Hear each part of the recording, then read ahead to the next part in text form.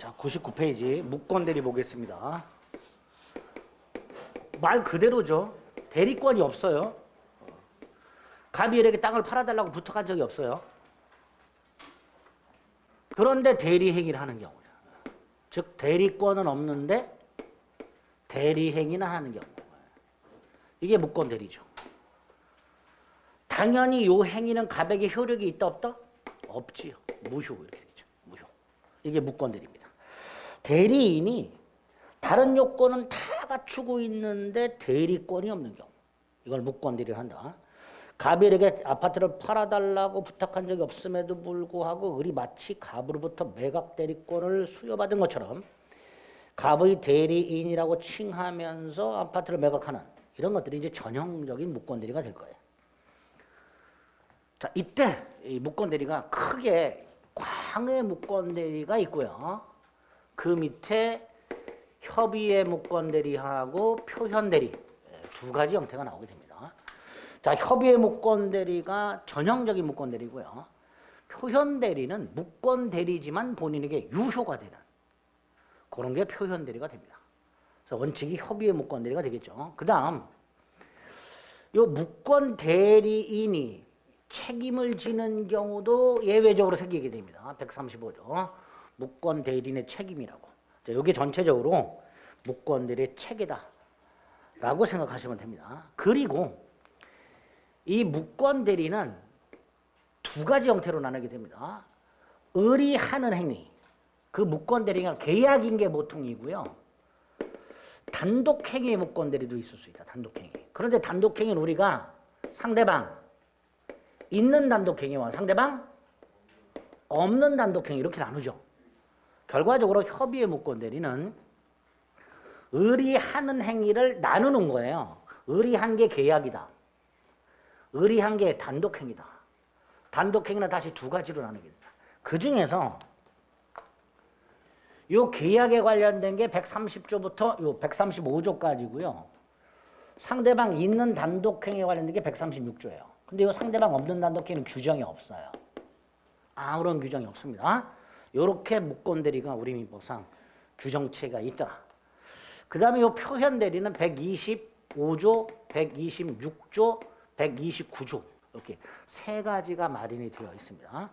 요 조문을 하나하나 살펴보는 거예요. 다만 표현 대리가 조문이 먼저 나와 있어서 대부분의 교재가 표현 대리를 먼저 설명하고 있습니다. 그런데 원칙이 요거죠. 계약에 있어서 무권 대리. 그래서 우리는 계약에 있어서 무권 대리를 먼저 봅니다.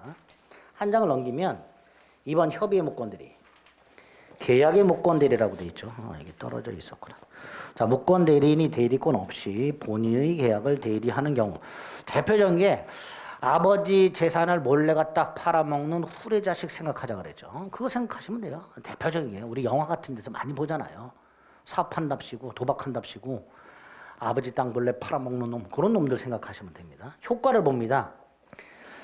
계약의 무권 대리는 원칙적으로 본인에게 아무런 효력이 생기지 않는다. 다만 우리 민법은 이런 식으로 만들어놨어요. 이 A 토지가 있었어요. 그 A 토지를 매각합니다.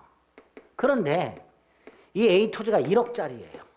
몰래 갖다 팔아먹으니까 헐값에 파는 경우, 예컨대 5천에 팔아먹는 경우 있을 수 있죠. 그런데 비싸게 팔아먹는 경우도 있을 수 있더란 말이에요. 이런 식으로. 즉 대리인의 무권 대리 행위의 그 결과가 본인에게 손해인 경우. 그죠? 근데 손해가 아니라 이득이 되는 경우도 있을 수 있더란 말이죠. 그래서 본인이 선택을 할 수 있도록 해놨어요. 우리 민법은. 만약에 본인에게 손해가 된다. 그럼 본인은 이거 인정할까요? 안 할까요? 안 하겠죠. 그걸 추인 거절이라 합니다. 근데 이 경우에는 어때요?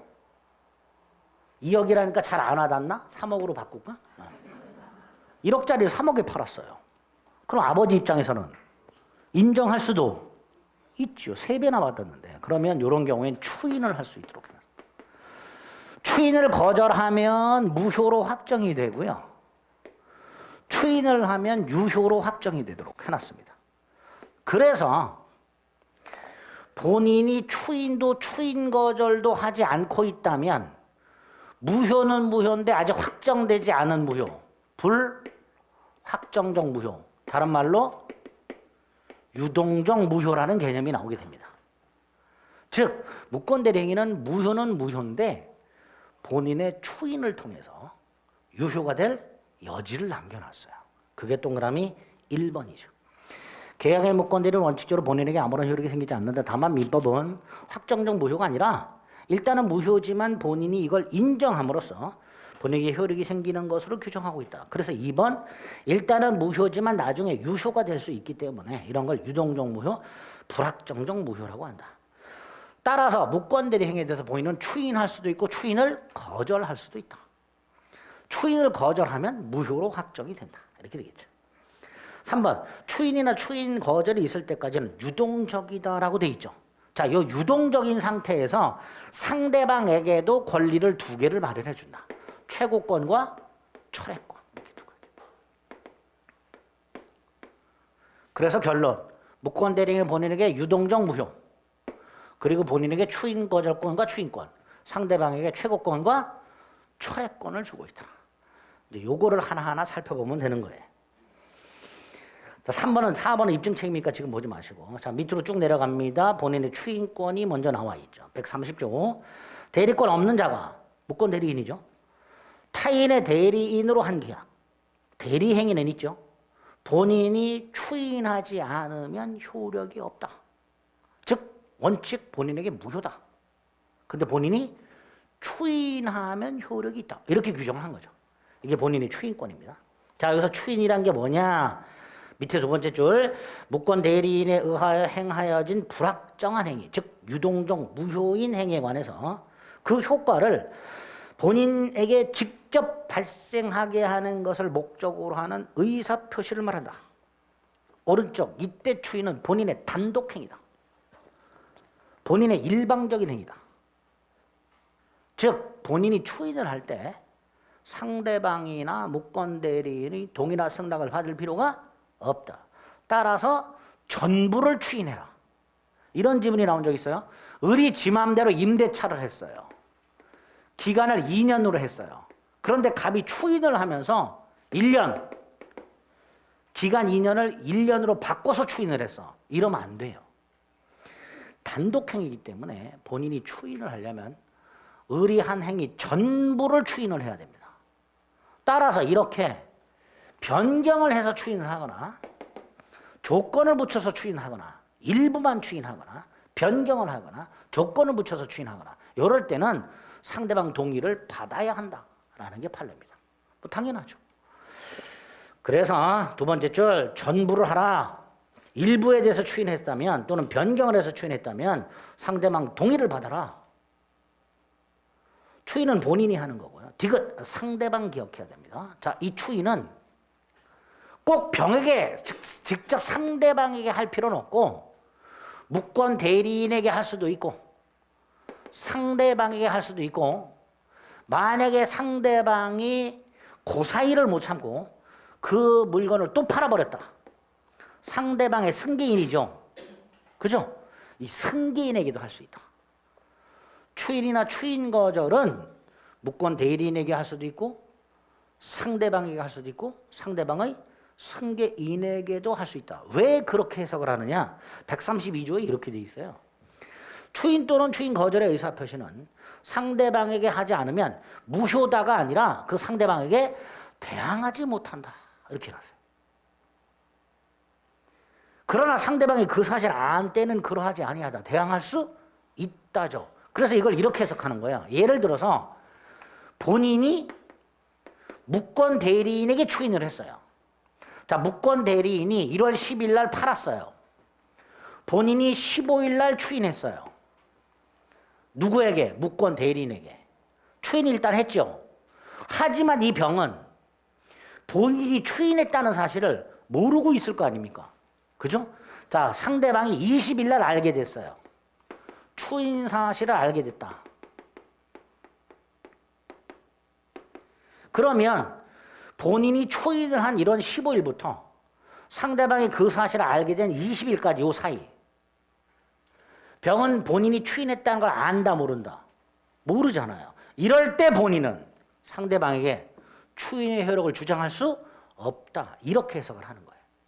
추인은 이미 했지만 따라서 더 이상 갑은 추인 거절 못해요. 추인을 했기 때문에. 하지만 병이 아직 모르고 있다면 병에게는 그 사실을 주장 못하도록 그렇게 해놓은 게 132조가 됩니다. 그래서 132조가 그래서 그 A 이미 출제가 된 바 있고요. B 여러 차례 출제가 됐죠. B를 보면 이렇게 돼 있죠. 본인이 상대방이 아닌 자에게 추인을 했을 때, 예를 들어 무권 대리인에게 추인했을 때, 상대방이 그 사실을 알 때까지는 상대방에게는 추인의 효과를 주장할 수 없다. 그래서 상대방은 요때 본인이 이미 추인을 했지만 상대방이 그 사실을 모르고 있을 때 상대방은 뭐 할 수 있다? 철회할 수 있다. 이렇게 해석을 하게 됩니다. 이 의미를 조금 이따가 다시 한번 말씀드릴 테니까 132조가 가서 꼭 기억을 해 두셔야 됩니다. 리을 명시묵시 불문, 추인은 명시묵시 불문. 미음 추인의 효과. 자, 본인이 추인을 해요. 자, 1월 10일 날 무권대리 행위가 있었고요. 본인이 15일 날 추인을 합니다. 그럼 유효가 된다 그랬죠? 언제부터? 계약 시에 소급하여. 처음부터 유효가 됩니다. 뻑하면 추인한 때부터라고 나옵니다. 추인한 때부터가 아니라 계약 시에 소급하여 유효가 된다. 그 본문을 기억해 주세요. 단서는 나중에 할 겁니다. 133조 추인의 다른 의사표시가 없을 때는 계약 시에 소급해서 효력이 생긴다. 꼭 기억해 두시기 바랍니다. 자, 한 장 넘기세요. 자, 추인을 했어. 추인을 했다 하더라도 C. 유권 대리로 바뀌는 건 아닙니다. 본인이 추인을 함으로써 본인에게 그 효력이 생길 뿐 무권 대리가 유권 대리로 전환되는 것은 아니다. 그것도 기억하시고, 비읍에 보면 추인에 해당되는 게 쫙 나와 있고 시읍에서 보면 추인이 아닌 것들 나와 있죠. 그 추인이 아닌 거 확인합니다. 추인이 아닌 거 1번, 2번 자주 나오죠. 의뢰 무권 대리 행위를 갑이 알았어요. 몰래 팔아먹고 등기까지 넘겨줬어요. 갑이 알았어. 그런데 그걸 그대로 내깔려도 판례 중에는 9년간 방치한 경우도 있어요. 9년. 이걸 추인이라 할 수 있느냐? 아니다. 단순히 무권 대리 행위를 방치한 것만으로는 추인이라 할 수 없다. 1번, 2번. 특히 무권 대리 행위가 서류를 위조하는 경우가 많죠. 그럼 형사 책임을 져야 되는 경우가 있죠. 그럼 본인이 고소할 수가 있어요.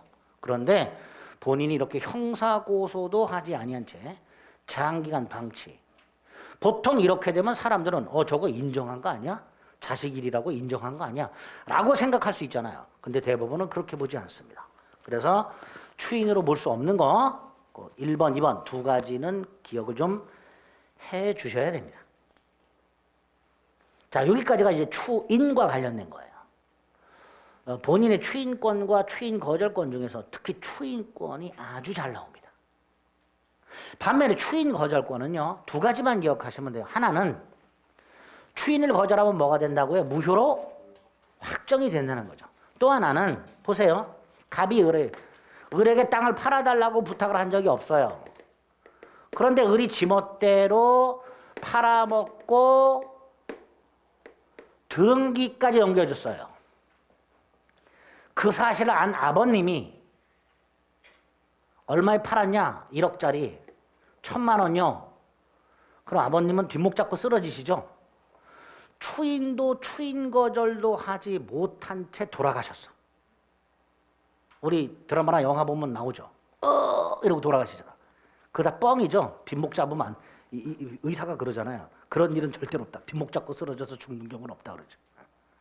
그냥 쓰러지죠. 근데 어쨌든 아버님이 추인도 추인 거절도 하지 않은 채 사망을 하셨어. 근데 요 놈이 아버님의 지위를 단독으로 상속을 받았어. 그러면 아버님이 갖고 있던 각종 권리와 의무가 일괄하여 을에게 넘어가죠. 그 넘어간 권리와 의무 중에 추인권과 추인 거절권도 넘어간단 말이에요. 그죠? 다시 말해서 을은 아버님이 사망을 하시고 아버님의 지위를 단독으로 상속했을 때 자신이 저지른 이 행위를 추인할 수도 있고 추인을 거절할 수도 있단 말이죠. 근데 문제가 추인 거절이죠. 추인을 거절하려면 의리병한테 이렇게 말을 해야 돼요. 뭐라고? 야, 지난번에 내가 너하고 계약을 할 때는 대리인이라고 속였는데 사실은 나는 무권 대리였다. 그리고 아버님이 갖고 있던 추인 거절권을 상속받았다. 나 추인 거절하겠다. 이렇게 말하는 거예요. 추인 거절이에요. 다시 말해서 의리병하고의 기존의 계약을 뒤집은 거죠. 말을 바꿨단 말이에요. 이런 거 할 수 있다 없다? 없다 그랬죠. 말 바꿀 수 있다 없다? 없는 게 원칙이라고 그랬죠. 그게 뭐였어요? 금반원의 원칙. 뭐의 일종이었죠? 신의 성실의 원칙. 따라서 을이 아버님의 지위를 단독으로 상속받은 상태에서 추인을 하는 건 괜찮지만 추인 거절하는 것은 뭐에 반한다? 신의칙에 반한다. 즉 추인 거절할 수 없다. 추인 거절할 수 없으니까 병에게 넘겨준 등기 말소를 청구할 수 없으니 결과적으로 병등기는 유효가 되고 병원 소유권을 취득하게 됩니다. 추인 거절은 그 오른쪽에 위에서 두 번째 줄 무권 대리와 상속에서 A. 대리권 없이 타인의 부동산을 매도한 자가 상속을 받은 후 소유자의 지위에서, 즉 본인의 지위에서 자신의 행위가 원래는 무권 대리로서 무효임을 주장하는 것은 허용할 수 없다. 추인 거절하는 것은 인정할 수 없다. 말 바꾸는 건 인정할 수 없다. 그걸 기억해 두셔야 돼요. 자, 이게 몇 년 전에 그대로 판례로 나온 적이 있어요. 사례로. 보세요. 갑이 추인도 추인 거절도 하지 않은 채 사망했어요. 그리고 단독으로 상속받았어요. 자, 이 매매 유효일까요? 무효일까요? 여전히 무효죠. 왜? 갑이 추인도 추인 거절도 하지 않았으니까. 계약은 무효예요. 여전히. 다만 을은 뭘 못해요? 말소 등기를 청구할 수가 없어요. 따라서 병 등기는 유효가 돼요. 따라서 병은 완전하게 소유권을 취득하게 됩니다.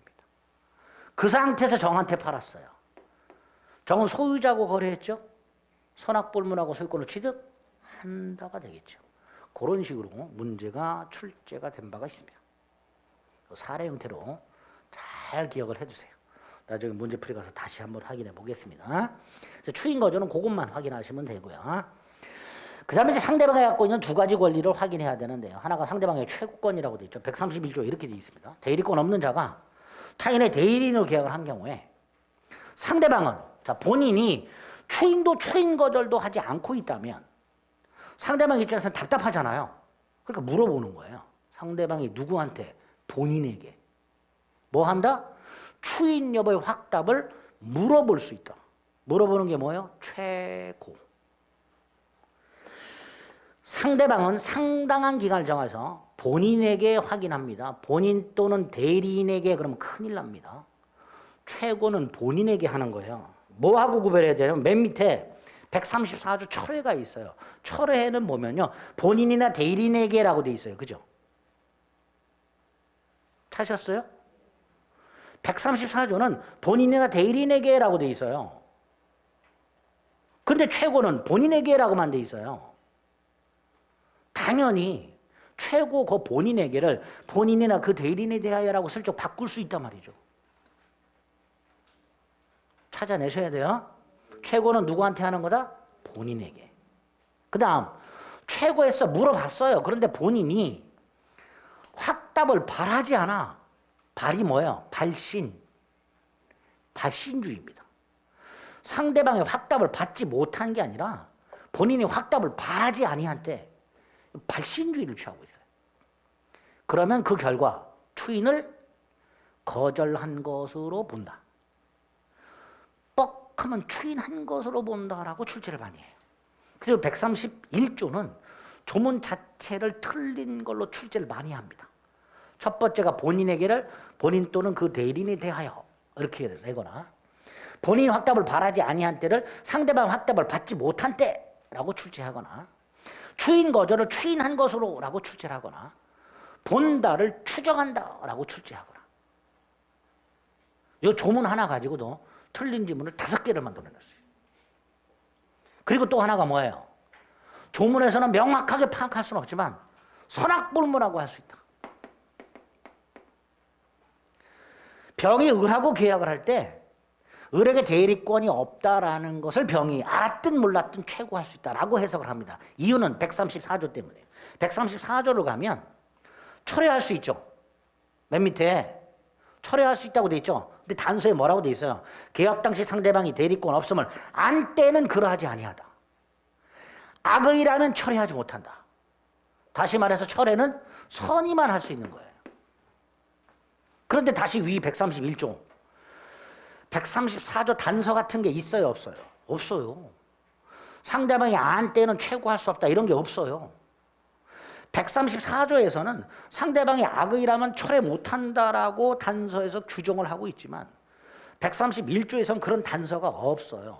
그래서 해석을 어떻게 하는 거예요? 선악불문하고 최고할 수 있다. 아주 잘 나옵니다. 최고는 선악불문하고 할 수 있다. 철회는 선의만 할 수 있다. 반대로 출제를 많이 하죠. 악의는 최고할 수 없다. 틀렸죠. 선악불문하고 철회할 수 있다. 틀렸죠. 조문 가지고 그런 걸 파악할 수 있어야 됩니다. 자, 밑에 의 봅니다. 최고. 물어보는 거다. 자, 최고는 니은. 준법률행 중에서 의사의 통지였었죠. 이거 외우자 그랬어요. 준법률행 중에서 의사의 통지. 따라서 그 효과가 뭐였죠? 추인을 거절한 것으로 본다. 이 효과는 법률 규정에 의해서 발생하죠. 최고한 자의 의사가 아니라 법률 규정에 의해서 효과가 생기게 됩니다. 디귿. 최고권자는 상대방이고 선악을 묻지 않습니다. 비. 본인에게만 합니다. 그죠? 그리고 효과. 추인을 거절한 것으로 본다. 법률 규정에서 부여된 효과다. 이런 것들이 최고에서 출제가 가능한 지문들입니다. 반면에 철회, 대일권 없는 자가 한 계약은 본인이 추인할 때까지 철회할 수 있다. 본인이 추인할 때까지만 철회할 수 있으니까 본인이 추인을 하면 철회 못하죠. 그런데 아까 예외가 있었어요. 한 장을 넘깁니다. 리을을 먼저 봅니다. 본인의 추인이 있을 때까지만 철회할 수 있다. 따라서 본인이 추인한 후에는 원칙적으로 철회할 수가 없다. 그런데 아까 말씀드렸죠. 본인이 무권 대리인에게 추인을 했고 상대방이 아직 그 사실을 모르고 있다면 상대방은 뭐 할 수 있다? 철회할 수 있다. 그런 예외가 있게 됩니다. 그런 것들이 지문으로 나오는 거예요. 민법 시험에서는 예외가 출제가 많이 되는 거예요. 근데 예외를 기억하려면 원칙도 딱 알고 있어야 돼요. 추인 후에는 철회 못하는 게 원칙이다. 그런데 예외가 있다. 다시 위에 철회는 상대방이 스스로 계약을 소멸시키는 것을 말하고 철회는 최고와는 달리 의사표시고 디귿 선의만 할 수 있고 미음 철회하면 확정적 무효가 되죠. 그러니까 본인은 더 이상 추인할 수가 없어요. 상대방이 먼저 철회를 해버리면 계약은 확정적으로 무효가 돼버리기 때문에 본인은 더 이상 추인할 수가 없고요. 또 하나 요거 책임. 요 책임이 성립하지 않습니다. 135조 무권 대리인의 책임 이것도 성립하지 않습니다. 그건 조금 이따가 135조를 통해서 확인할 거예요. 철회의 효과, 확정적 무효. 첫째, 두 번째 추인 못해. 세 번째, 무권 대리인 책임도 성립하지 않아. 이게 철회의 기본적인 효과가 됩니다. 자, 이렇게 협의의 무권 대리, 계약에 있어서 협의의 무권 대리는 본인에게 유동적 무효이면서 본인에게 추인권과 추인 거절권, 상대방에게 최고권과 철회권을 부여하고 있더라. 여기서 시험 문제가 집중해서 나오니까 지금 체크해드린 거 반드시 기억을 해주셨다가 나중에 사례 형태도 빠르게 풀 수 있는 능력을 문제풀이에서 훈련하셔야 됩니다. 자, 그러면 4번에 보면 135조 상대방에 대한 무권 대리인의 책임이라고 되어 있습니다. 자, 이 135조는요. 본인은 더 이상 책임을 질 여지가 없어요. 얘는. 근데 상대방은 선의 무과실이야. 무슨 뜻이에요? 을에게 대리권이 없다라는 걸 전혀 모르고 있어. 즉 을이 유권 대리라고 철석같이 믿고 있어. 근데 갑이 책임질 여지는 없어. 불쌍하죠, 병. 그러니까 이런 경우에 병이 을에게 책임을 물을 수 있도록 해놓은 거예요. 을에게. 그게 135조가 됩니다.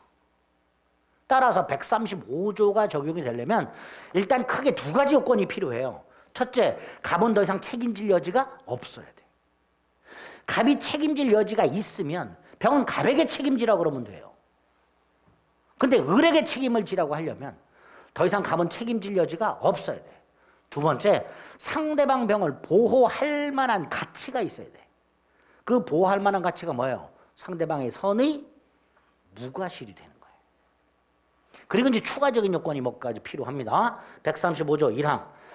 다른 자의 대리인으로 계약을 맺은 자 을이 대리권을 증명하지 못하고, 즉 무권 대리인이고 본인의 추인을 얻지 못한 경우, 무권 대리인데 갑이 추인을 거절했어.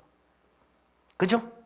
그럴 때 상대방 병의 선택에 따라 을은 계약을 이행하던가 손해를 배상해야 된다. 근데 2항. 대리인으로 계약을 맺은 자 을이 대리권이 없다는 사실을 상대방이 알았거나 알 수 있었을 때는 1항을 적용하지 않는다. 즉 병이 악의 또는 과실이 있으면 책임지지 않는다.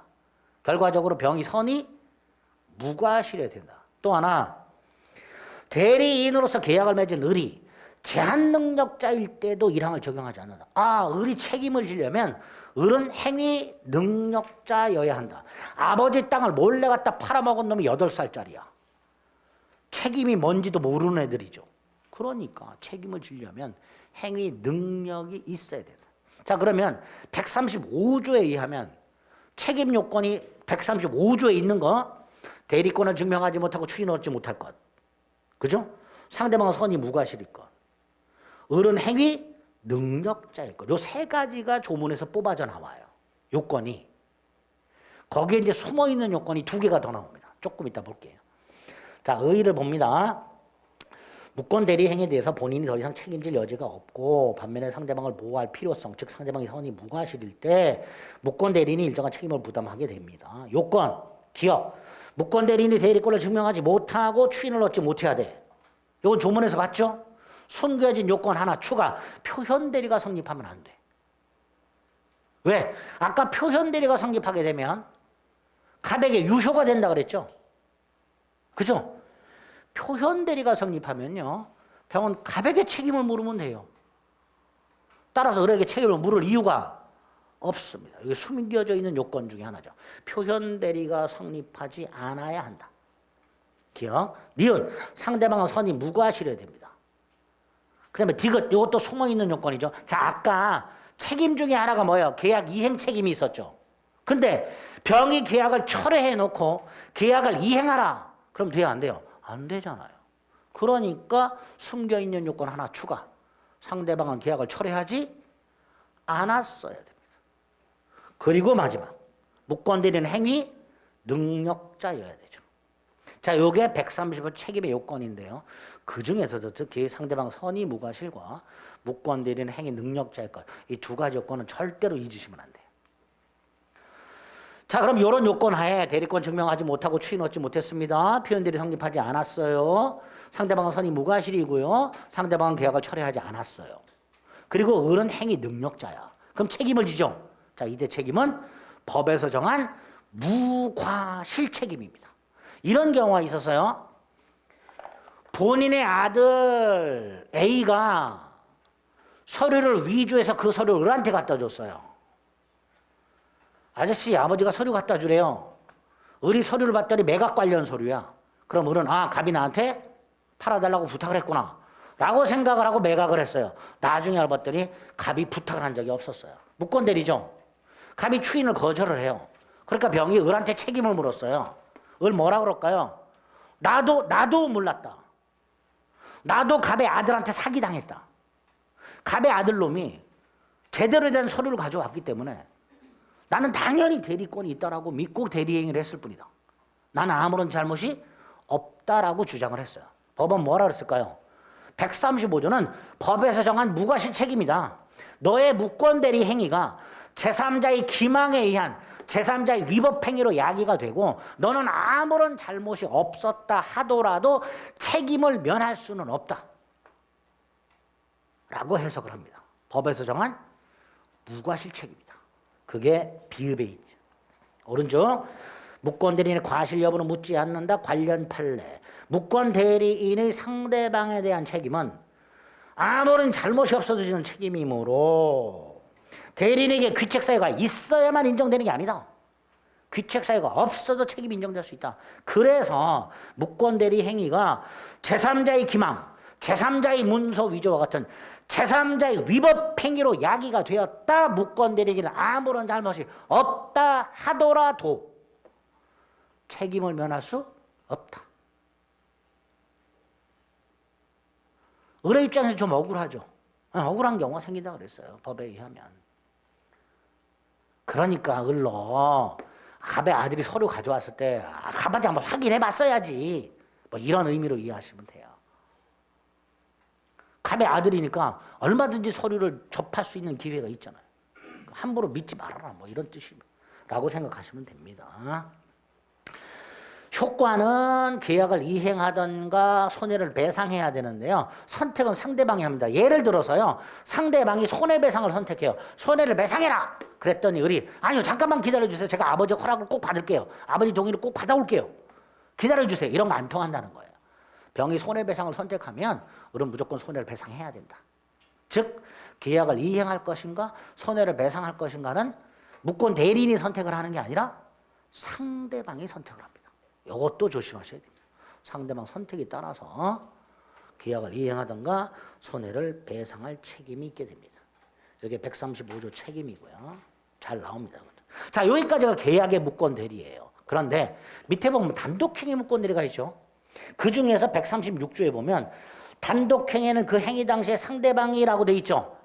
상대방 있는 단독행위만 규정하고 있는 거예요. 자, 이거 조문은 보지 마시고 조문 보면 머리 빙빙 돕니다. 자, 136조는 어떤 경우인가? 이런 경우 생각해 보면 돼요. 갑이 이렇게 계약 체결 대리권을 줬어요. 계약을 체결했어요. 근데 병이 계약을 이행을 안 해요. 그럼 갑은 계약을 해제할 거 아닙니까? 그 해제를 얘가 해요, 얘가. 자, 계약 체결 대리권 속에는 계약 해제권이 있다, 없다? 계약 체결 대리권 속에 계약을 해제할 권한이 있다, 없다? 없다 그랬죠, 분명히. 네가 언제 그랬냐는 표정이야 또. 아니 지난주에 봤잖아. 해제권 없다고 분명히 얘기했잖아. 제가 또 거짓말 한다고? 82페이지. 예? 82페이지 위에 관련 팔박스 2번. 계약 체결대리권을 수여받았다 해서 체결된 계약을 해제권과 상대방 해제 의사를 수령할 권한까지 가지고 있다고 볼 수는 없다. 해제권이 없어요. 근데 이 해제권이 없는 놈이 해제를 해. 무권 대리죠. 상대방 해제 의사표시를 수령을 해. 수령 권한이 있어요, 없어요? 없잖아. 그게 무권가 되는 거예요. 즉 상대방 있는 단독행위 무권 대리는 상대방 있는 단독행위 무권 대리는 해제권 가지고 생각하시면 돼요. 계약을 해제할 권한이 없는 을이 해제를 하거나 상대방 해제 의사표시를 수령할 권한이 없는 을이 수령을 하거나 그게 뭐예요? 상대방 있는 단독행위의 무권대리. 이 상대방 있는 단독행위의 무권대리에 대해서 전 5조의 규정을 전 6조의 규정 130조부터 135조까지의 규정을 적용해라. 갑이 을에게 해제권을 준 적이 없는데 을이 해제를 했다. 갑이 뭐 할 수 있다? 추인할 수 있다. 이런 식으로 상대방 있는 단독행위 무권대리에 대해서는 앞에서 봤던 계약의 무권대리 규정을 적용하도록 하고 있습니다. 이게 136조예요. 당연히 조문이요. 여기 잠깐 뭐 조문 보지 마시라고 그랬어요. 조문은. 해제를 했어. 무권대리죠. 해제권 없는 자가 해제를 했어. 무권대리죠. 능동대리의 무권대리죠. 그죠? 능동대리의 무권대리예요. 병이 을에게 해제했어. 을 수령 권한이 있어요, 없어요? 없어. 근데 수령을 했어. 수동대리의 무권대리죠. 자, 그러면 합쳐서 상대방 있는 단독행위에 능동대리의 무권대리와 수동대리의 무권대리를 나눠서 규정하고 있어요. 136조가. 조문 보지 마세요. 어지러워요. 볼까? 안 보는 게 나아. 조문 자체는 거의 출제가 안 돼요. 136조는 상대방 있는 단독행위 무권대리인데 능동대리의 무권대리와 수동대리의 무권대리를 따로따로 규정하고 있습니다. 자, 그럼 아까 우리 능동대리와 수동대리는 따로 구별할 필요가 있다 그랬어요? 없다 그랬어요? 원칙적으로 없다 그랬죠. 근데 구별해야 되는 경우가 있었죠. 그 중에 하나가 지난주에 봤던 게 있었어요. 뭐 공동대리 제한이 있을 때 능동의 의사표시 결정은 공동으로 해라, 수동은 단독으로 해도 되죠. 구별해야 되죠. 또 하나가 현명의 주체. 또 하나가 이거. 능동하고 수동은 따로. 괜히 얘기한 것 같은데. 오늘 이게 이렇게만 기억하자. 능동과 수동은 원칙적으로 구별할 필요가 있다 없다? 없다. 근데 구별해야 되는 경우가 있다. 그 중에 하나가 현명의 주체. 지난주에 했던 건 잊어버리시고 현명의 주체. 또 하나가 136조. 따로따로 규정을 하고 있기 때문에. 또 하나. 상대방 없는 단독행위 무권대리. 자, 상대방 없는 단독행위. 얘가 뭐가 있었죠? 재단법인 설립행위. 이거 제가 외우시라 그랬죠? 첫째 날 상대방 없는 단독행위 좀 외우시라 했는데 그중에 재단법인 설립행위는 기억해달라 그랬어요. 왜? 여기서 써먹습니다. 갑의 재산을 가지고 을이 지 맘대로 갑의 이름으로 장학 재단법인을 설립했어. 재단법인 설립행위가 무권대리죠. 근데 재단법인 설립행위는 상대방 없는 단독행위죠. 즉 상대방 없는 단독행위 무권대리가 됩니다. 근데 이거는 규정이 있다 없다? 없어요. 따라서 본인은 추인할 수 있다 없다? 없다가 됩니다. 결과적으로 상대방 없는 단독행위 무권대리는 절대적이고 확정적 무효이기 때문에 본인은 추인할 수가 없다 출제된 바가 있습니다.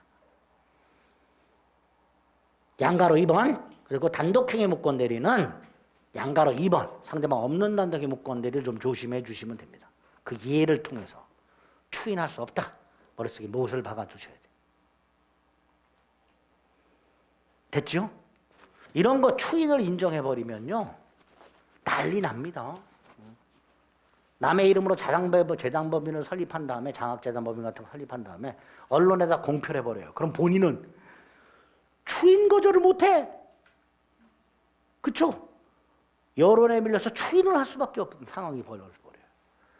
그래서 아예 추인을 못하도록 못을 박아놓은 거예요. 그래서 상대방 없는 단독행위 무권대리는 절대적 확정적 무효다. 자, 여기까지가 협의의 무권대리에 관련된 내용입니다. 다음에 이제 표현대리가 나왔는데요. 표현대리는 대리권이 없어요. 근데 대리행위를 했어. 즉 무권대리야. 그런데 상대방은 무권대리라는 걸 전혀 몰라. 여기까지는 139조하고 똑같아요. 상대방이 선의 무과실이에요. 그런데 플러스 상대방이 선의 무과실인 것에 대해서 본인이 영향을 줬어요. 본인이 일정한 책임을 질 만한 행동을 했어. 그럴 때 본인에게 책임을 묻는 제도를 표현대리를 합니다. 예를 들어서 갑이 을에게 A 토지와 관련해서 담보대출 권한을 주고 담보대출 관련 서류를 줬어요. 서류라는 게 보통 뭐 위입장, 인감증명, 신분증, 인감도장 뭐 이런 거 아니에요. 그죠? 그죠? 갑이 을에게 서류를 주면서 야 은행 가서 담보대출을 받아와라 라고 권한을 줬어요. 자, 그런데 이 서류가 문제야. 을이 이 서류를 가지고 병한테 팔아버렸어요. 문제는 위임장에 보통 담보대출 권한을 위임한다. 이렇게 써주겠죠. 그죠? 위임장에 이렇게 써줄 거 아니에요. 또 인감증명서에도 담보대출용 이렇게 보통 쓴단 말이에요. 용도란에. 이거를 병이 봤어. 그럼 병은 매매할 때 이 자식은 매각 권한이 없지. 담보대출 권한만을 받았는데 병은 안 살 거 아니에요. 그죠? 그런데 갑이 이렇게 써준 게 아니라 부동산 거래 관련 사항을 위험 이렇게 써주고 담보대출용이 아니라 매도용 이렇게 써준 거예요. 이런 인감증명서를 줬어요. 갑이 을한테. 부탁은 뭘 부탁을 했는데 담보대출 받아오라고 부탁을 해놓고 서류는 이딴 걸 줬단 말이에요. 그럼 또 어떤 분이 갑은 왜 그랬을까요? 라고 물어보는 분들이 계세요. 갑한테 가서 물어보라니까. 그런 거는 갑한테. 저한테 물어보지 말고. 자, 이런 경우에 이 서류를 본 병은 당연히 을에게 매각 권한이 있다고 믿을 수밖에 없죠. 자, 병이 믿어요. 누가 원인을 제공했어요? 갑이 원인 제공했잖아요. 갑이. 그죠? 그러니까 갑이 책임을 지란 말이지. 아까 후레자식처럼 아버지 서류를 훔쳐갖고 이렇게 위조를 한 게 아니라 갑이 써줬단 말이야. 갑이. 그럼 책임을 져야지. 그런 걸 뭐라 한다? 표현대리라고 해요. 106페이지 의의를 보겠습니다. 대리권이 없는 자의 무권대리 행위지만 상대방이 봤을 때 유권대리처럼 겉모습, 이거를 외관이라고 해요. 겉 외자 볼권자. 그 겉모습의 발생에 본인이 어느 정도 원인을 주고 있는 경우 본인이 책임을 지게 하는 제도를 표현대리란다. 자, 성질, 표현대리가 성립하면 본인이 책임진다 그랬죠. 그럼 이게 유권대리로 바뀌는 거예요? 아니지. 을이 매각 권한이 없다는 건 분명하잖아요. 유권대리로 바뀌는 거 아니에요. 여전히 무권대리야.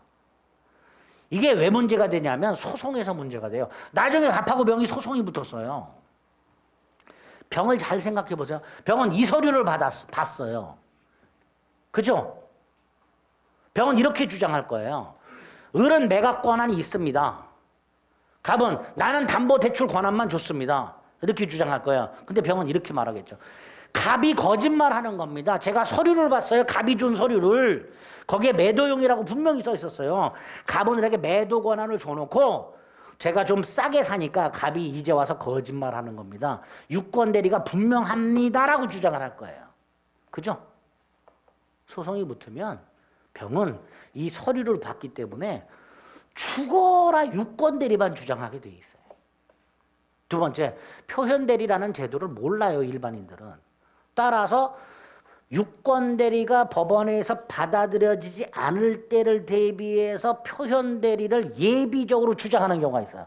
A라는 게 받아들여지지 않을 때를 대비해서 그게 안 받아들여지면 B를 주장하는 경우가, 이걸 예비적 주장이라고 해요, 소송에서. 이걸 주장을 못한단 말이에요.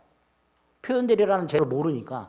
결국 을은 죽어라 뭐만 주장해, 유권대리만 주장해. 근데 법원이 봤을 때 표현대리가 성립을 해. 근데 병이 주장을 안 했어. 그럼 판단해 줄 수 있다 없다? 없어요. 민사소송은 당사자가 주장한 것만 판단하는 걸 대원칙으로 한다고 그랬습니다. 그래서 결과가 뭐예요? 성질. 표현대리가 성립했다 해서 유권대리로 바뀌는 것은 아니다. 상대방이 유권대리만 주장하고 있더라. 그 유권대리에 관한 주장 속에는 표현대리 주장이 포함되어 있다 안 돼 있다? 안 돼 있다. 따라서 법원은 표현대리를 판단한다 안 한다? 안 한다. 이렇게 연결이 됩니다. 아주 잘 나오는 판례 중에 하나죠. 성립요건. 자, 일단 무권대리가 있어야 되고요. 상대방이 을에게 매각 권한이 있다라고 믿을 만한 정당한 이유가 있어야 되는데, 이 정당한 이유는 뭘 말하는 거예요? 선의 무과실을 말하는 거죠. 그 다음에 본인이 어느 정도 원인을 제공해야 된다 그랬잖아요. 그 원인 제공 유형이 3개. 대리권 수여의 표시, 권한을 넘은 경우, 권한 소멸 후 표현대리. 이 3가지. 본인이 일정한 원인을 제공해야 되는데 그 원인 제공의 유형이 3가지. 그게 성립 요건이고 유형이죠. 자, 4번. 3가지 중 하나가 성립을 했어. 표현대리 효과. 먼저 1번. 표현대리가 성립했다 해서 무조건 본인에게 바로 유효가 되는 게 아니라 상대방의 선택권을 줘요. 자, 상대방 입장에서요. 1억짜리를 3억에 샀어. 얘 철회하는 게 낫죠. 그럼 얘는 표현대리 주장하지 않습니다. 앞에서 봤던 협의 무권에서 철회할 수 있어요. 반면에 1억짜리를 3천에 샀어. 본인이 추인을 거절해. 그럼 얘는 표현대리 주장해서 책임져라 라고 얘기할 수 있게 됩니다. 결국 표현대리가 성립했을 때 그 결과에 따라서 상대방이 선택을 할 수 있도록 해놓습니다. 그 결과 표현대리가 성립했다 해서 바로 본인에게 유효가 되는 게 아니라 직접 상대방이 주장해야만 된다. 직접 상대방이 표현대리를 주장한 경우만 본인에게 유효가 됩니다. 여기서 표현대리를 주장할 수 있는 자 딱 한 사람. 직접 상대방. 을과 거래 행위를 한 직접 상대방만 표현대리를 주장할 수 있습니다. 오른쪽 맨 위에 5번. 표현대리에 의해서 보호받는 상대방, 직접 상대방에 한한다. 따라서 보세요. 직접 상대방과 거래한 정. 얘가 선의 무과실이야. 얘 표현대리 주장할 수 있다 없다? 없어요. 얘만 주장할 수 있어요. 표현대리는 무권대리인 을과 거래 행위를 한 직접 상대방이 선의 무과실이라는 것을 전제로 이 상대방만을 보호하는 제도예요. 따라서 직접 상대방만 주장할 수 있다는 게 판례예요. 그게 4번의 동그라미 1번과 오른쪽 양가로 5번 두 가지 연결해서 기억하시면 되고요. 다시 왼쪽에 4번의 동그라미 2번. 자, 병이 소송에서 표현대리를 주장했어. 법원이 표현대리가 성립하는지 판단해봤어. 성립해. 그럼 법원은 본인한테 책임지라 그러겠죠. 그죠? 자, 이때 본인이 이렇게 주장하는 애들이 있어요. 본인 갑 중에는. 판사님, 제가 서류를 이렇게 써줬으니 책임을 지겠습니다. 책임을 지는데 다만 100% 책임을 지는 건 좀 억울합니다. 판사가 물어보죠. 왜 억울하냐 그랬더니 병은요 을하고 거래할 때요 저한테 확인을 한 적이 없습니다. 병이 저한테 전화만 했더라도 을에게 매각 권한이 없다는 걸 알 수 있었는데 병은 확인한 적이 없습니다. 다시 말해서 병에게 뭐가 있다? 과실이 있습니다. 이 과실만큼은 좀 까주세요. 이걸 과실 상계라고 해요. 과실 상계. 따라서 저는 100% 책임지기는 억울합니다. 책임을 좀 감경해 주세요. 법원은 뭐라고 얘기할까요? 책임 감경 못한다 이놈아. 표현대리가 성립을 했다는 건 이미 상대방은 뭐다? 선의 무과실이다. 설령 병이 을과 계약 당시 너한테 확인하지 않은 잘못이 있다 하더라도 이건 고려할 필요가 없다. 따라서 감론은 전적인 책임을 져라. 이것도 아주 자주 등장하는 지문. 동그라미 2번. 그래서 표현대리 효과 중에서 동그라미 1, 동그라미 2, 오른쪽 양가로 5, 마지막으로 양가로 6번. 여기 문제가 하나 생겼어요. 증권회사가 있어요. 직원이 있어요. 수익 보장 약정을 체결했어요. 이거 강행규정 위반이라고 그랬죠. 그런데 문제가 생겼어요. 표현대리가 성립했네. 증권회사 직원은 증권회사의 대리인이에요. 수익보장약정을 체결할 권한이 없어요. 근데 수익보장약정을 체결했어. 무권대리예요. 근데 상대방이 선의 무과실이야. 갑에 확정서가 있어. 수익을 보장해 주겠다는 도장까지 찍혀 있어. 그럼 얘는 믿을 거 아니에요. 즉 강행규정 위반 행위인데 표현대리가 성립을 했어. 자, 표현대리가 성립했으니까 갑에게 유효라고 해야 되느냐의 문제가 생기는 거예요. 강행규정 위반이면서 동시에 표현대리가 성립했을 때 강행규정 위반으로 그냥 무효다라고 할 것인지 표현대리가 성립했으니 표현대리를 적용해서 본인에게 유효라고 할 것인지 문제가 생기게 됐습니다. 법원은 뭐라 그래요? 강행규정이 우선이다. 표현대리 적용하면 된다 안 된다? 안 된다. 이거 표현대리 적용하면요 수익보장약정 체결을 금지하는 증권거래법 규정은 의미가 없게 됩니다. 있으나 마나한 조문이 돼버려요. 그러니까 강행규정 위반 행위가 표현대리가 설령 성립했다 하더라도 표현대리를 적용해서는 절대로 안 된다. 이게 표현대리의 기본적인 효과들이고요. 표현대리 문제가 나왔을 때 자주 나오는 것들입니다.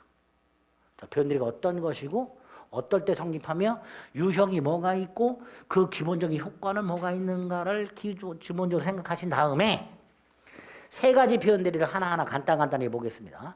첫 번째가 125조 대리권 수요 표시행 표현대리랍니다. 조문은 보지 마시고요. 의의를 봅니다. 본인이 대리인에게 대리권을 준 적이 있다 없다? 없어. 뭘 일을 맡긴 적이 없어. 근데 마치 일을 맡긴 것처럼 표시했어. 갑이 을에게 자신의 상호를 사용하도록 해서. 자, 상호를 사용하게 한 건 일을 맡긴 거예요, 안 맡긴 거예요? 안 맡긴 거죠. 나를 대신 뭘 계약을 하라고 일을 맡긴 적이 없는데 내 상호를 사용하게 했어. 대리권을 준 적이 없어. 근데 갑이 을로 하여금 자신의 상호를 사용하게 하면 을이 갑의 상호를 사용해서 병과 계약을 할 때 병은 을을 갑의 대리인으로 착각하겠죠. 그런 게 대리권 수요 표시한 편들이가 되는 거예요. 그래서 대리권 수요의 표시란 다시 한번 대리권을 수여한 적이 없음에도 불구하고 마치 대리권을 수여한 것처럼 표시함으로써 상대방으로 하여금 오해하게 만들어요. 대리권을 줬다라고 오해하게 만드는 것을 대리권 수요 표시한 편들이라고 합니다. 예를 들어 갑이 을에게 대리권을 준 적이 없음에도 불구하고 을이 갑의 대리인이라고 칭하면서 토지를 매각하고 있는데 갑이 그걸 알면서도 을의 갑의 대리인이라고 칭하는 것을 묵인하고 있어. 이미 벌어진 일을 방치한 건 추인이 아니지만 지금 막 을이 갑의 대리인이라고 돌아다니고 있어. 그걸 갑이 알면서도 저지하지 않은 채 그대로 내비로도 상대방 입장에서 대리권을 줬나 보다 라고 오해하기 딱 좋죠. 그런 게 대리권 수요 표시가 되는 거예요. 자, 이 대리권 수요 표시한 표현들에서는 몇 가지 체크할 게 있는데요. 성립 요건의 기억, 대리권 수여까지는 수권행위예요. 근데 수여의 표시는 준법률행위 중 관념의 통지가 됩니다. 대리권을 준 적이 없음에도 불구하고 마치 준 것처럼 통지. 뭐예요? 관념의 통지. 준법률행위 중에서 관념의 통지가 됩니다. 성질. 표시 방법은 뭐 제한이 없고요. 또 하나 기억할 게 다음 페이지. 관련 판례. 갑이 대리권을 줬다. 을은 나의 대리인이다. 라고 대리권, 대리인 이런 표현을 꼭 사용해야 되는가? 그건 아니다. 아까도 말씀드렸듯이 병이 생각했을 때 갑이 을에게 대리권을 줬구나라고 생각할 만한 명칭, 직함, 판례가 예를 드는 게 총판매점, 총대리점 같은 것들. 이런 명칭 따위를 을이 사용하는 것을 갑이 승낙하거나 아까 상호 사용이 있었죠. 묵인하는 경우. 이런 것들이 전형적인 뭐가 된다. 대리권 수여의 표시가 될 수 있다. 관련 판례. 세 번째가 맨 밑에 가면 적용 범위가 나와 있어요. 대리권 수여. 임의 대리죠. 그죠?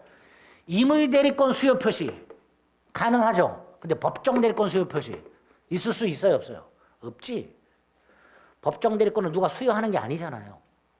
따라서 125조는 임의 대리권 수여 표시한 표현들이만 인정될 뿐 법정 대리권 수여 표시한 표현들은 있을 수 없습니다. 세 가지 기억합니다. 125조는 관념의 통지, 명칭 따위의 사용 승낙 또는 묵인, 마지막으로 임의 대리권 수여 표시한 표현들이만 성립. 그 세 가지 정도만 기억하시면 돼요. 125조는 흔한 게 아니겠죠, 그죠? 누가 숙권행위도 없이 자신의 명칭을 쓰고 돌아다니는 걸 묵인해, 그죠? 그러니까 그렇게 흔하진 않아요, 이거는. 제일 흔한 게 요거죠. 제일 문제가 되는 게 이거죠. 뭐죠? 권한을 넘은 표현들이. 126조 권한을 넘은 표현들이 오른쪽 의, 예를 들어 갑이 을에게 자신의 A 토지를 담보로 금전 차용을 부탁했는데 을이 이걸 매각한 경우와 같이 기본적인 어떤 권한이 있는 대리인이, 담보대출 권한이 있는 대리인이 그걸 넘어서 대리행위를 한 경우, 그때 126조가 성립할 수 있다. 자, 당연히 126조가 성립하려면 요건이 세 가지죠. 첫째, 기본 권한이 있어야 되죠. 그죠? 기본 권한이 일단 있어야 돼. 두 번째가 그걸 넘는 행위가 있어야 돼. 세 번째, 상대방 선이 무과실해야 돼. 이게 뭐예요? 정당한 이유. 세 가지 요건, 기본 권한이 있을 것, 그걸 넘는 행위가 있을 것, 상대방에게는 정당한 이유가 있을까? 선의 무과실. 자, 세 가지 요건을 머릿속에 딱 체계를 잡은 다음에 그 다음 109페이지로 돌아와서 기본 대리권이 존재할 것과 관련해서 디귿 기본 대리권에 해당하는 경우와 아닌 경우를 구별하라. 이게 아주 많이 나와요. 기본 대리권에 해당되는 거 임의 대리권, 법정 대리권, 사자, 표현 대리, 복대리, 부관의 일상가사 대리, 등기실과 등 공법상의 행위 대리 등등등 이게 다 기본 대리권에 포함된다. 임의 대리권의 범위를 넘었다. 법정 대리권의 범위를 넘었다. 부관의 일상가사 대리권을 넘었다. 등기 신청을 하고 서류를 줬더니 매각을 했다. 등등등이 다 기본 대리권이 될 수 있다. 126조 표현 대리가 성립할 수 있다. 그런데 아닌 거를 기억하자. 우리 아닌 거. 한 장을 넘기면 두 놈이 나옵니다. 그 중에서 관련 판례 2번. 교회라고 되어 있고요. 교회나 종중 같은 거 설립 등기하지 않은 단체. 요거를 비법인 사단이라고 해요. 이 비법인 사단의 대표자가 있습니다. 이 비법인 사단의 대표자가 단체 재산을 처분할 때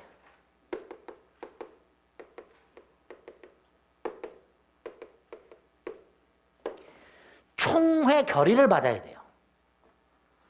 그 구성원 총회 결의를 받아야 돼요. 그런데 이 총회 결의 없이 팔아먹었어. 권한을 넘었죠. 대표자라는 권한 속에는 마음대로 단체 재산을 팔아먹을 권한이 없어요. 그러니까 대표자라는 권한을 넘은 거예요. 이게 권한 넘은 표현들이 성립할 수 있는가가 문제가 되는데 우리 대법 이건 권한이라 할 수 없다. 그러니까 권한 넘은 표현들이 성립하지 않는다가 됩니다. 권한이 아니다. 아닌 거 비법인 사단 대표자. 이거 하나 기억을 해 두셔야 됩니다. 인 거 아닌 거 구별하되 아닌 거 하나 기억해달라. 아닌 거. 나머지는 다 된다. 자, 두 번째가 이 권한을 넘는 행위가 있어야 되죠. 자, 이 넘는 행위와 선 두 가지 기억하셔야 돼요. 하나가 당연히 이건 대리행위여야 돼요. 그래야 무권대리가 되겠지. 실제로 이런 경우가 있었어요.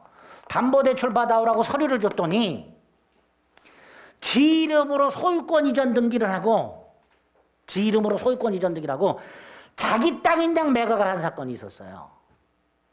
이거 표현대리가 성립한다 안 한다? 안 해요. 왜?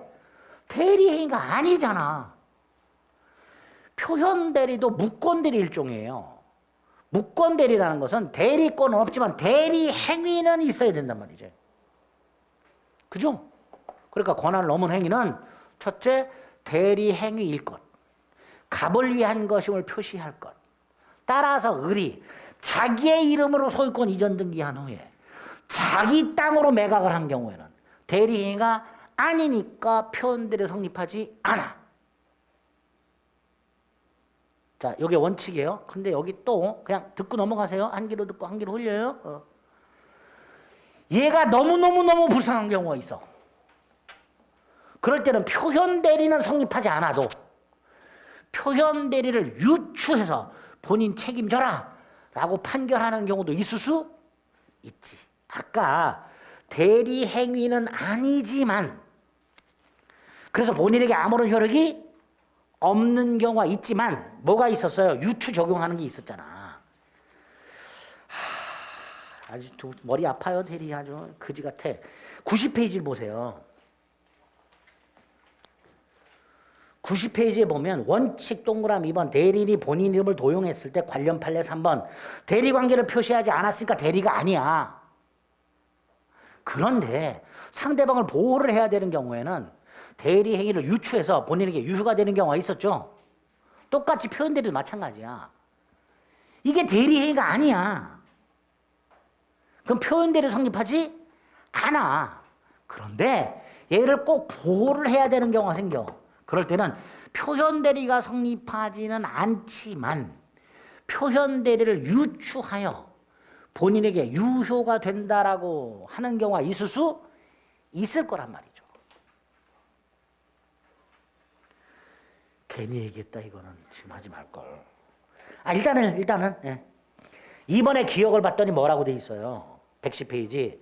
명의 도용의 경우에 대리행위가 없으므로 표현대리는 성립하지 않는다. 다만 표현대리가 뭐 할 수는 있다. 유추 적용될 수는 있다. 그런 경우가 있을 수 있다. 판례는 보지 마시고. 판례 나중에 문제에서 보기 굉장히 어려운 판례예요. 자, 그 다음에 니은도 기억해야 돼요. 갑이 을에게 등기를 이전하라고 등기서를 줬어. 그럼 얘는 등기소 가가지고 등기를 신청해야 되잖아요. 등기소를 상대로 하는 공법상의 행위 대리권을 줬어요. 근데 그 서류 가지고 매각을 해버렸어. 기본 대리권, 등기 신청. 그걸 넘은 행위, 매각. 동종류도 아니고 유사하지도 않죠. 그래도 표현대리 성립할 수 있게 됩니다. 그래서 기본 대리권에 포함되는 행위와 그걸 넘는 행위가 반드시 동종이거나 유사할 필요는 없다. 이런 말이 나오게 됩니다. 넘은 행위는 두 가지를 기억하시면 돼요. 기억하고 니은. 자, 세 번째 요건이 을에게 담보대출 권한밖에 없는 을이 매각 권한이 있다라고 믿을 만한 정당한 이유가 있어야 돼. 그 정당한 이유 뭐예요? 이거 서류. 병이 을과 계약 당시 서류를 제대로 확인했는가? 이거 가지고 판단해라. 병에게 정당한 이유가 있는지 여부는 두 가지. 계약 당시를 기준으로 판단해라. 따라서 계약 당시에 서류를 제대로 확인하지 않고 계약 이후에 확인했다. 정당한 이유 없다. 표현대 성립하지 않는다. 계약 당시를 기준으로 확인했는지 판단해라. 두 번째, 뭘 가지고 확인해야 되냐? 서류 같은 거, 객관적으로 확인이 가능한 자료 같은 거, 이거 가지고 확인해야 되지. 풍문이 있어. 을은 믿을 만한 사람이라고. 그런 거 가지고 판단하면 된다, 안 된다? 안 된다. 대리인의 주관적 사정 이런 거 가지고 판단해서는 안 되고 객관적 사정을 가지고 판단해라. 행위 당시 객관적 사정. 그게 정당한 이유 판단 기준이 됩니다. 그래서 관련 판례 1번 계약 당시 사정을 객관적으로 판단해라. 2번 계약 이후 사정을 고려할 것이 아니다. 이렇게 나오죠. 1번하고 2번을 합쳐갖고 계약 성립 및 이후 객관적 사정을 고려하여 이런 식으로 나와요. 상대방의 정당한 이유가 있는지 여부는 계약 성립 및 이후 객관적 사정을 고려하여 판단 이런 식으로 나와요. 그럼 요게 틀린 거예요. 이후 요거 이런 식으로 슬쩍 거기 1번 보세요. 계약 성립 당시라고 돼 있죠. 거기다가 계약 성립 및 이후 이걸 슬쩍 끼워 넣는다니까. 문제를 출제할 때. 그럼 또 못 찾아. 찾아야지. 계약 당시만을 기준으로. 세 가지 요건 확인하시고 마지막 오른쪽. 임의대리 법정대리 모두 적용된다. 무슨 뜻이죠? 임의대리권을 넘었다. 법정대리권을 넘었다. 다 126조가 성립할 수 있다. 이렇게 되겠죠. 이 두 번째. 세 번째가 대리권 소멸에 표현되는데 이건 우리 이렇게 생각해 보시면 돼요. 여기 보세요. 갑이 을한테요. 담보대출 권한을 주고 서류를 줬어요. 근데 얘가 안 해. 뭐 좀 어지럽게 돼 있네. 좀 지저분하네. 쓰고 나니까. 참고 봐주세요. 네. 담보대출 권한을 주고 서류를 줬어요. 근데 이게 안 해. 이 자식이. 그래서 이걸 철회했어. 수권행위 철회. 대리권 소멸했죠. 근데 서류를 회수 안 했어. 갑이 잘못했죠. 그 서류를 가지고 담보대출을 받았어. 권한 소멸 후에 담보대출을 받았어. 이게 뭐야? 권한 소멸 후에 표현대리가 되는 거예요. 기본 대리권이 있었어. 근데 그게 소멸했어. 소멸하고 나서 대리행위를 했어. 소멸한 대리권의 부험이 내의 무권대리. 이게 129조가 돼요. 그런데 그 서류가 또 이렇게 되어 있었어. 대리권 소멸 후에 매각을 해버렸어. 이건 뭐예요? 소멸한 대리권의 범위를 넘었죠.